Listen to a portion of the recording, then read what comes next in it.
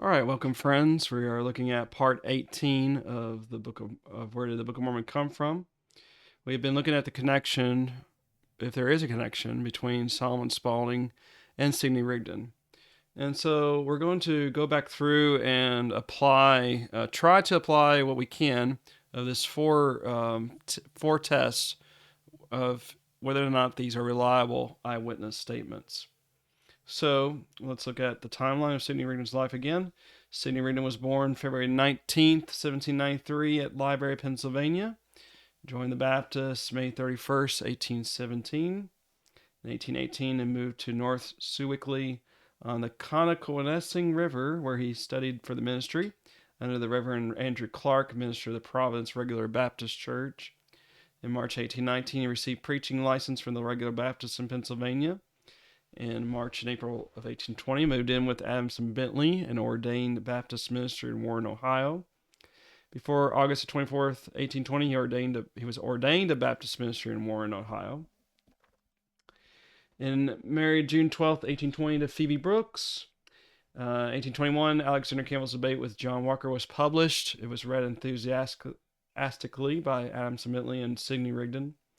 In July of 1821, while traveling through Virginia, Bentley and Rigdon visited Alexander Campbell at Buffalo, the future Bethany, West Virginia, and after a day and night stay, both men were won over to his reform cause. In the summer of 1821, Rigdon and Bentley returned to Warren, Ohio to spread Campbell's reforms among the Baptists on the Western Reserve. In November of 1821, he took his family to visit his mother and sister in Pennsylvania, confirmed with First Baptist Congregation in Pittsburgh, and received an invitation to become their full-time to succeed Reverend John Davis as the fourth pastor there. The plan behind this invitation was initiated and pushed forward by Alexander Campbell, who in 1821 still had some influence in the Redstone Association, and to which the First Baptist Church of Pittsburgh belonged. Campbell also used his influence to get Rigdon to accept the offer. So January 5th, 1822, we see that Sidney Rigdon ended his ministry in the Warren region with final sermon at Warren. Rigdon and Phoebe, his wife, requested letters of dismission to the Baptist Church at Pittsburgh, which was granted. January 28th, 1822, arrived in Pittsburgh to become minister of the First Baptist Church of Pittsburgh under the jurisdiction of the Redstone Baptist Association. February 6, 1822, officially became the minister of the First Baptist Church.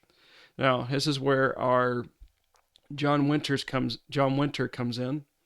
So remember, he said that he boarded with Rigdon for a while. So we're going to read what this statement says. Reverend John Winter was born in Wellington, England. So I'll just read that one part in blue. He married Eliza Wilson in 1819, and they, with one child, came to America in 1822. He preached and taught school at Pittsburgh, preached in various places in Allegheny and Beaver counties, including Rigdon's home church, the Peters Creek Baptist, which he served as pastor in 1825.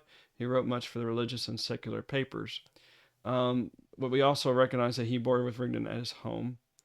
In the spring of 1823, John Winter later claimed that at this time he saw a large manuscript, which was a romance of the Bible, in Sidney Rigdon's study. Winter also claimed that Rigdon told him the manuscript had been written by a Presbyterian minister, Spalding, whose health had failed, brought this to the printer to see if it would pay to publish it. And Winter's daughter, Mary W. Irvin, later said that her father was informed that Rigdon had gotten it from the printers to read it as a curiosity. And also, in the spring of 1823, Rigdon refused to teach the Philadelphia Confession of Faith in Pittsburgh, argued against infant damnation with Pittsburgh school teacher and Baptist minister John Winter. Following this, Winter soon formed an opposition coalition of 12 to 20 members within Rigdon's congregation. So we see that he was present. We see that it's collaborated there's evidence that he was boarded with Rigdon for a while. Was he accurate? Well, remember he said a Presbyterian minister, and we know that also it seems to be the case he was a Congregationalist minister. So Cowdery and others say that although Solomon Spalding had actually been ordained as a Congregationalist minister, Presbyterians and Congregationalists are essentially of one faith, the principal difference being only in the method in which the various church in which the various church governed themselves. During the time that Spalding lived in Amity, he is known to have regularly attended the Presbyterian Church and is buried in their churchyard. So that's probably seems to be the only detail that he got inaccurate. Was he biased? Well, interesting enough, like I was telling you guys, we know that he did have an opposition part. He did hold an opposition party because he believed Rigdon was not sound in the faith. We know that Rigdon's told about Rigdon about the manuscript 1822 to 1823, and probably most likely in the summer of 1822. But as it says in the statement, he paid no more that Winter did not pay no more attention to it until after the Book of Mormon appeared, when he heard that Mrs. Spalding's widow recognized it in the writings of her husband, which probably is referring to that newspaper in 1839. And then it wasn't until 1870 to 1871 that it was communicated to A.G. Kirk at New Brighton, Pennsylvania. And then A.G. Kirk communicated it by letter to Robert Patterson in 1879. And we don't know when A.J. Bonsall, there's no date provided from what I was able to gather. And Mary Irvin communicated it by letter to Robert Patterson April 5th, 1881. So see how this was really drawn out, and I don't see what would be the ulterior motive of why Winter would lie about this. I'm just curious what would be the ulterior motive. So to me, I think he passes those tests, but the weakness being that he, unfortunately, it's secondhand testimony. And then September 1823, the two Pittsburgh Baptist groups appeared at the Redstone Association annual meetings held in Pittsburgh, and argued as to which group should be accepted as the official Pittsburgh group church.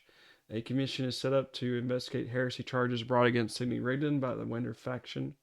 October 1823, Rigdon left Pittsburgh to accompany Alexander Campbell on a trip to Kentucky. I believe that's the McCullough debate. Yeah. October 15th through 21st, 1823, served as secretary to Alexander Campbell in his debate with Kentucky Presbyterian Reverend William L. McCullough. In the fall of 1823, also, the Rigdon led seceders from First Baptist Church and Walter Scott's Independent Church informally united, holding joint meetings every Sunday in the Allegheny County Courthouse. The United Group was loyal to the tenets of Alexander Campbell. Then, 1823 to 1825, Sidney Rigdon took up work as a journeyman tanner, eventually as a courier at a Pittsburgh tannery. He worked with his brother-in-law Richard Brooks or William Brooks, or by the name of William Brooks as well. Sidney Rigdon may have purchased a part of this business with the proceeds of his June land sale to James Means. August 1st, 1825, J. Harrison Lambton died at age 27, probably at Pittsburgh. If Lambton had loaned or given Spalding manuscript to his friend Rigdon, he was no longer alive to tell of that transaction. 1825, Sidney Rigdon moved out of Pittsburgh and relocated to Bainbridge, Ohio. A new tannery had recently opened at that place, and Rigdon, I meant to take away the arrow there, but I can't. That's in the old Doodly pictures that I did. Anyways, he relocated to Bainbridge, Ohio. July 17, 1827, Silas Ingalls dies at age 46 and probably in or near Pittsburgh. And if Ingalls had been aware of Lambton or anyone else having once loaned Rigdon the Spalding manuscript, he was no longer alive to tell of that transaction. In the winter of 1828, he brings Baptist teachers Darwin Atwater and Zeb Rudolph from northern Portage County to Mentor to attend his instructional classes, and the two students notice that Rigdon is frequently absent from that place, and this is at parts of January to March of 1828. March of 1828, visits Adamson Bentley and Walter Scott at Warren, Ohio, and accepts Scott's ancient gospel method of evangelizing. April 1828, Adamson Bentley accompanied Sidney Rigdon back to Mentor and assisted in implementing the ancient gospel within Grand River Association's congregations, such as Kirtland and Mentor. Many new converts were brought into the Reformed Baptist ranks. August of 1830, spoke before the annual meeting of the Mahoning Baptist Association. Of advocating community goods, he established in the member churches as a major point in the restoration of apostolic Christianity, similar to the experiment he was then conducting with members of his own congregation in Ohio.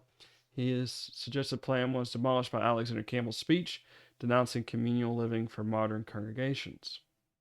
So I want to think about, sometime in that 1825, 1826, or 1827, we have Amarilla Dunlap, the niece of Sidney Rigdon's wife, Phoebe. The niece, sorry. So uh, we see that when she says, when I was quite a child, I visited Mr. Rigdon's family, 1826, 1827, he married my aunt. They at that time lived in Bainbridge, Ohio, so that's the right time and place. So she was present. And it's corroborated that we have a picture of Sidney Rigdon's tax signature in the Bainbridge 1826, 1827 tax records. It's interesting, her detail, she doesn't give many details, but except his obsession with an unnamed manuscript which Phoebe was willing to burn, meaning that he was frequently looking at it, right? And I don't see why she would be biased. I mean, she's talking bad about family members, and that to me is hostile testimony. So it seems that Amarilla Dunlap would have passed the test. What about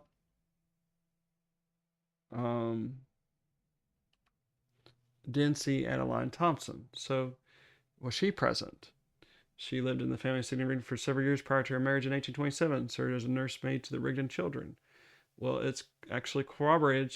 Her wedding did take place in Chardon, Ohio, on March 16th, 1827.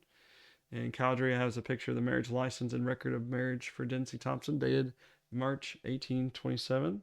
So this corroborates her. You can see that there. Now, whether she's accurate, it's kind of hard to tell what she means. Something, about some of the things she says here. Certainly the details are strange, but if it's the case that he's using and editing the Spalding manuscript, then the picture becomes clearer. And who might the others be? Would it be Smith, Cowdery? Would it be? It's there's questions about that, right? And would she be biased? What would be her ulterior motive for lying? So to me, she does pass those tests. It seems like. John C. Bennett.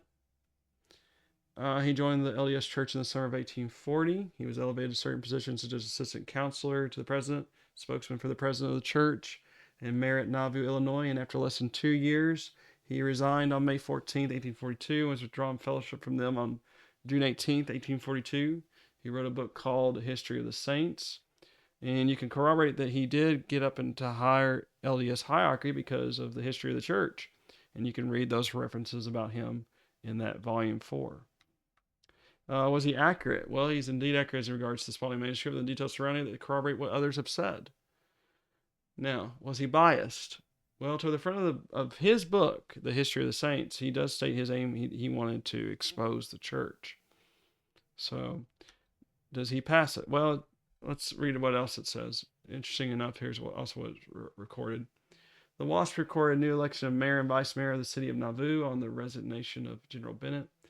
On the 17th instant, General John C. Bennett resigned the office of mayor of the city of Nauvoo, and on the 19th, General Joseph Smith, the former vice mayor, was duly elected to fill the vacancy, and on the same day, General Hiram Smith was elected vice mayor in place of General Joseph Smith, elected mayor.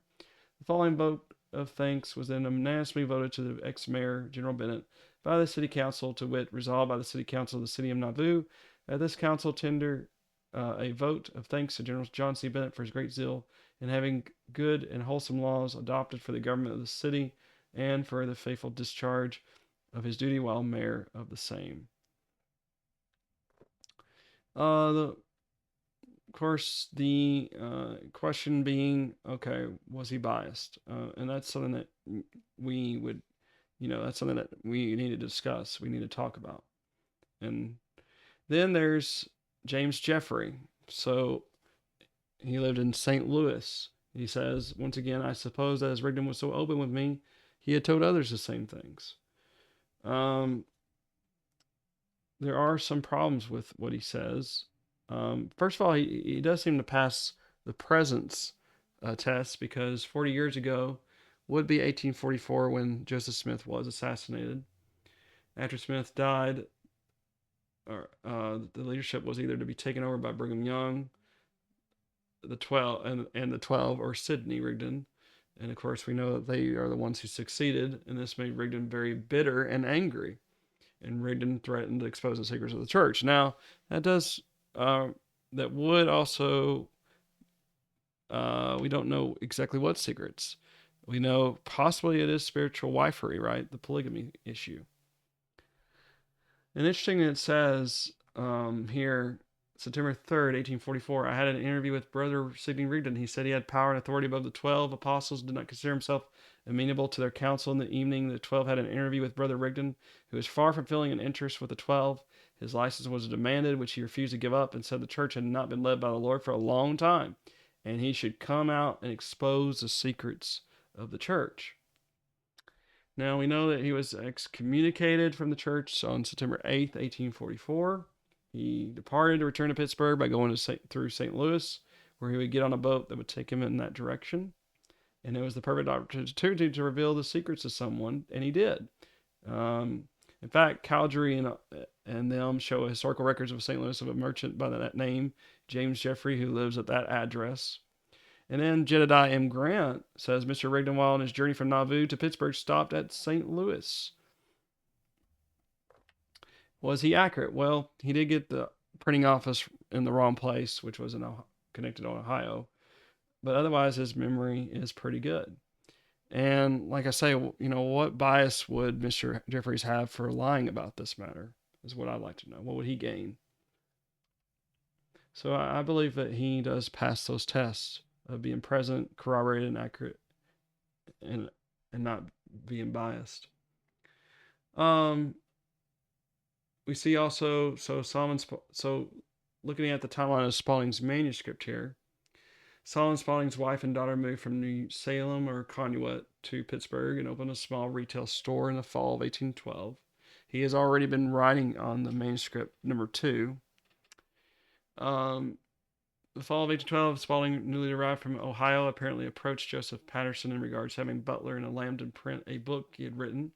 And Silas Ingalls told Robert Patterson that a gentleman from the East originally had left a manuscript written in the style of the Bible for publication. Patterson looked at the manuscript and approved it for publication, provided the author pay the costs. And then November 5th, 1812, Patterson and Hopkins dissolved and replaced by Robert and Joseph Patterson. And Robert Patterson had a close association with the job office print shop of Butler and Lambton, established after 1817. Silas Ingalls was the printer for Patterson and Hopkins, as well as for R&J Patterson. In the winter of 1813, Solomon Spalding obtains temporary residence with the Wilson family in Washington County. 1814, Solomon Spalding's wife and daughter moved from Pittsburgh to Amity, operated a temperance tavern. In October 1816, Solomon Spalding dies in Amity, Pennsylvania, and is buried there. And then January 1st, 1818, the partnership of Robert and Joseph Patterson suffered bankruptcy and was replaced by the partnership of Robert Patterson and J. Harrison Lambton. Lambton had been a former employee of Robert Patterson, and in his previous partnerships with Mr. Hopkins, the firm operated a bookstore on 4th Street, a bookbindery, and a separate job office print shop under the name of Butler and Lambton. Robert and Joseph Patterson appeared to have begun or continued only one division of their former firm at this time, and the Robert and Joseph Patterson steam paper mill on the Allegheny River. And then January 1st, 1823, the firm of Patterson and Lambton, along with their Butler and Lambton print shop in Pittsburgh, went into bankruptcy. If a copy of the Spalding manuscript had survived in the print shop until this date, it was probably then disposed of along with the other possessions of the bankrupt firm. In 1822, we have Winter's secondhand testimony that would suggest that Rigdon already had the manuscript before the bankruptcy of Patterson and Lambton. 1816 and 1827, we could say there's a hypothetical reconstruction that Rigdon was re-editing the Spalding manuscript along the way, incorporating Baptist theology into it. He had also incorporated the Old Testament and New Testament scriptures, and we have Dunlap, and we also have Thompson that talked about that. So you can kind of see that there is a connection between Solomon Spalding, who wrote Manuscript Found, and Sidney Rigdon, who was the thief and the plagiarist. But then we know that Spalding died, so what's the connection between Sidney Rigdon and the Book of Mormon being published in 1830? So our next major piece of evidence is that Rigdon had foreknowledge of the Book of Mormon based on eyewitness testimony. And some will argue that Rigdon knew this because newspapers were publishing information about the forthcoming of the Book of Mormon. Well, let's examine that closer, that assertion. Here's what we know, and this is from Donald Kenyon. He's an LDS scholar. He wrote about in the press early newspaper reports on the initial publication of the Book of Mormon. So he says on page 5 and 6, as one would suppose, most news coverage originated in Palmyra or other neighboring cities. Although local newspapers paid a great deal of attention to the Book of Mormon, papers in other locations contained far fewer articles. In order to understand what these news articles discuss, let's first examine the New York newspapers. The earliest article about the Book of Mormon appeared on June 26, 1829, in the Wayne Centennial of Palmyra, New York. The editor of the Wayne Centennial was Egbert B. Grandin, who would later publish the Book of Mormon. This article covers the story of local gossip concerning the so-called Golden Bible, and even included a sample title page from the forthcoming Book of Mormon. And you can read about it there if you like. And then later that summer, another Palmyra newspaper, the Palmyra Freeman, ran an article which included a brief history of the plates and described the forthcoming publication as the greatest piece of superstition that has ever come within our knowledge. The author of this article has been identified as J.A. Hadley, publisher of the Palmyra Freeman.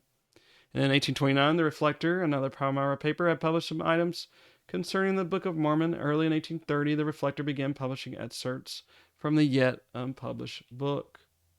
So, friends, we know that the copies of the Book of Mormon went on sale March 26, 1830, and we know that there's other newspapers in that time, but the first one was on June 26, 1829, that began with the Wayne Centennial in Palmyra, New York. That's our earliest account of somebody knowing that there's going to be a book that's going to be published.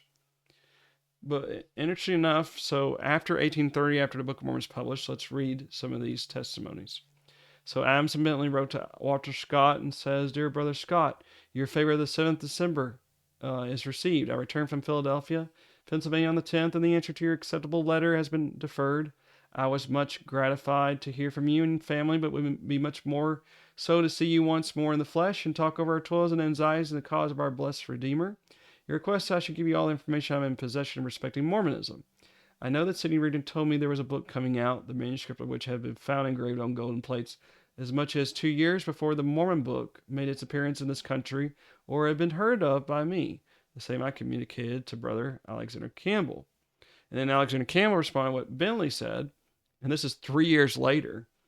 The conversion alluded to in Brother Bentley's letter of 1841 was in my presence as well as in my recollection of it, led me some 2 or 3 years ago to interrogate Brother Bentley, touching his recollections of it, which accord with mine in every particular, except the year in which it occurred by placing in the summer of 1827, I in the summer of 1826. Rigdon at the same time observing that in the plates dug up in New York there was an account not only of the aborigines of this country, but also was stated that the Christian religion had been preached in this country during the 1st century, just as we were preaching it in the Western Reserve. Now, we think that Alexander Campbell was wrong about those years, and Adamson Bentley was probably either 1828 or 1829. Then Storm Rosa wrote something, and he says, in the early part of the year, either May or June, and this is 1830, I was in company with Sidney Rigdon, so it's possible, during this time he could have known because of that newspaper account, because of June 1829. I was in company with Sidney Rigdon and rode with him on horseback a few miles. Our conversation was principally on the subject of religion, as he was at that time a very popular preacher of the denomination, calling themselves disciples or Campbellites. He remarked to me that it was time for a new religion to spring up. And that's interesting because we know from official Mormon accounts that he was converted, supposedly, in November of 1830. That mankind were all ripe and ready for it. I thought he alluded to the Campbellite doctrine. He said it would not be long for something would make its appearance. He also said that he thought of leaving for Pennsylvania and should be absent for some months. I asked him how long. He said it would depend upon circumstances. I began to think a little strange of his remarks as he was a minister of the gospel. I left Ohio that fall, went to the state of New York to visit my friends who lived in Waterloo, not far from the mine of Golden Bibles.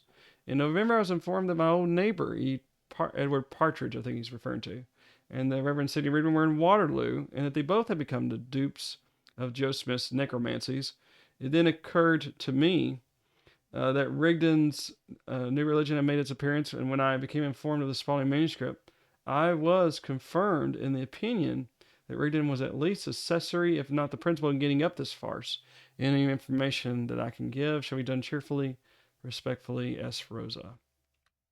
And then 1873, Darwin Atwater wrote and says, Dear Brother A.S. Hayden, the infant church at Mantua was left small and inexperienced. I was the only one who had been accustomed to take an active public part. There was Brother Seth Sanford and Brother Seth Harmon, both very young in the Christian profession, with a number of excellent sisters in our week, both state in the midst of of so much opposition. We were poorly prepared to take care of the church. March 21st, 1830, I was ordained elder in my youth, and Brother Seth Harmon was ordained deacon, Adam Bentley officiating. At this time, Oliver Snow, an old member of the Baptist Church, united with us. His talents, age, and experience ought to have been very useful to us, but they were more frequently exercised in finding fault with what we attempted to do than in assisting us. This only increased our embarrassment. Soon after this, the great Mormon defection came on us.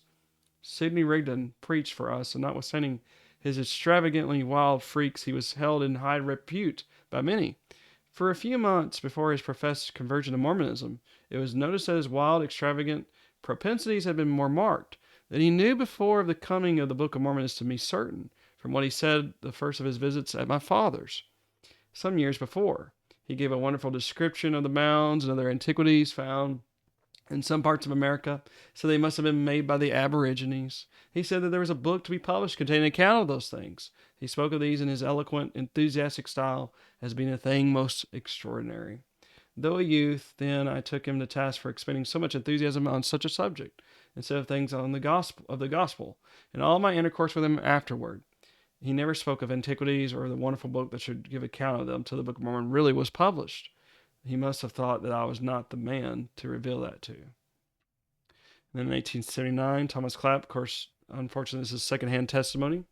Elder Adams Bentley told me that as he was one day riding with Sidney Rigdon and conversing upon the Bible, Mr. Rigdon told him that another book of equal authority with the Bible, as well authenticated as ancient, which would give an account of the history of the Indian tribes on this continent, with many other things of great importance to the world, would soon be published. This was before Mormonism was ever heard of in Ohio, and when it was appeared, the avidity with which Rigdon received it convinced him that if Rigdon was not the author of it, he was at least acquainted with the whole matter some time before it was published to the world. And then we have Alman B. Green, Zebulon Rudolph, John Rudolph, S.W. Hansen, and Stephen Hart. So let's look at them. During the winter previous to the appearance of the Book of Mormon, Rigdon was in the habit of spending weeks away from home, going no one knew whither. He often appeared preoccupied when indulged on dreamy visionary talks, which puzzled those who listened. When the Book of Mormon appeared and Rigdon joined in the advocacy of the new religion, the suspicion was at once aroused that he was one of the framers of the new doctrine. John Rudolph, for 2 years before the Book of Mormon appeared, Rigdon's sermons were full of declarations and prophecies that the age of miracles would be restored and more complete revelations than those in the Bible would be given. When the Book of Mormon appeared, all who heard him were satisfied that he referred to it.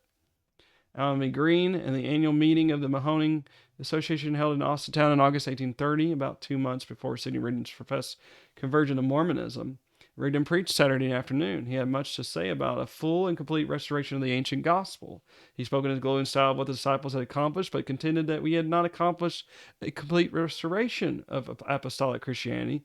He contended that such restoration must include community of goods, holding all in common stock, and a restoration of the spiritual gifts of the apostolic age. He promised that although we had not come up to the apostolic plan in full, yet as we were improving, God would soon give us a new and fuller revelation of his will. After the Book of Mormon had been read by many who heard Rigdon on that occasion, they were perfectly satisfied that Rigdon knew all about that book when he preached a discourse. Rigdon's sermon was most thoroughly refuted by Brother Campbell, which was very much offended Rigdon. And Reuben B. Harmon says, my parents came to Ohio from Vermont in 1815. I resided in Kirtland when the Mormons first arrived. I was personally acquainted with Rigdon. I have heard him several times say in his sermons that before long the Indian mounds and forts about there would all be explained. He caused a row of log houses to be built on Isaac Morley's farm, established a communistic society before Mormonism was heard of. I heard Rigdon preach his first sermon at Kirtland Flats, and after he embraced Mormonism. He said he had been preaching wrong doctrine and asked their forgiveness. And Samuel F. Whitney says, I heard Sidney Rigdon preach in Squire Sawyer Orchard in 1827 or 1828. He said how desirable it would be to know who built the forts and mounds about the country, and soon it would all be revealed. He undoubtedly referred to the Book of Mormon, which was published in 1830. Stephen Hart says, I came to mentor in Ohio in 1826 and have since resided here. I was well acquainted with Sidney Rigdon and other Mormon readers, Isaac Morley and his brother-in-law, Titus Billings, and others through Rigdon's influence. Established a communistic society on Morley's farm and claimed to have all things in common. I attended Rigdon's preaching and heard him urge the church to put their property in common fund and have all things common. I have heard Mrs. Mann and other members of Rigdon's church say that weeks before he joined the Mormons, he took the Bible, slapped it down on the desk, and said that in a short time it would be of no more account than an old almanac, that there was to be a new Bible, a new revelation, which would entirely do away with this. It caused the church to distrust him, but few followed him into Mormonism. Then Mrs. S.W. Hanson says, I resided in Kirtland all the time the Mormons were there. They claimed to receive revelations from heaven on my husband's farm, with which other farms adjoining. They bargained for and built upon them a large number of small wooden residences. When they went to Missouri, my husband regained possession of his farm with the buildings they had erected, including the one that Brigham Young had occupied, they not completing the payments according to contract. My father, Reverend E.A. Ward, a Methodist minister, attended the funeral of Elder Warden Goodell, pastor of the Baptist Church, and mentor in August 1826. Sidney Rigdon preached a sermon. Father said he was greatly surprised at many strange and mysterious expressions in the sermon, conveying ideas wholly unwarranted by the Bible. Rigdon resided in Pittsburgh 3 years and claimed he spent the time studying the Bible. Soon after he left Pittsburgh, he preached doctrines that afterward appeared in the Book of Mormon. Now, we want to say that we want to mention this. We always want to try to mention both sides of what's being said. So maybe Zebra Rudolph should not be mentioned as a witness. Because it says the article appeared of late in the columns of your paper as Pioneer Reminiscences and signed CGC contains as many false and ridiculous statements concerning the Latter-day Saints as to require a reply, lest the unsuspecting and casual reader be deceived thereby.